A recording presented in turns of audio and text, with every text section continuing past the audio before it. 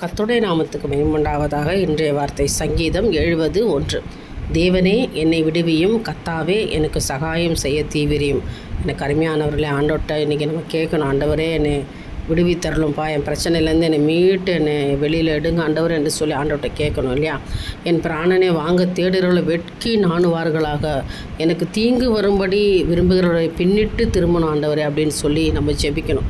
அது மாத்திரம் இல்லை, ஆண்டவரே நானும் சிறுமையும் எளிமையுமானவனாக இருக்கிறேன், தேவனே என்னிடத்தில் தீவிரமாய் வாரும், நீரே என் துணையும் என்னை விடுவிக்கிறவமானவர் என்று சொல்லி ஆண்டவர்கிட்ட நம்ம நோக்கி பார்த்து, ஆண்டவரே தாமதிக்காதீங்கப்பா, எனக்கு ஒரு அதிசயம் செய்யுங்க, இன்றைக்கே செய்யுங்க ஆண்டவரே ராஜா, என்னை விடுவிங்க, இக்கட்டான சூழ்நிலை இருக்கிற என்னை விடுவித்து பாதுகாத்து எனக்கு சகாயம் செய்ய தீவிரியம் என்று சொல்லி கேளுங்க. நிச்சயமாய் கர்த்தர் இன்றைக்கு உங்களை விடுவித்து உங்களுக்கு சகாயம் செய்வாராக. தேவனுக்கே மகிமை உண்டாகட்டும். ஆமென்.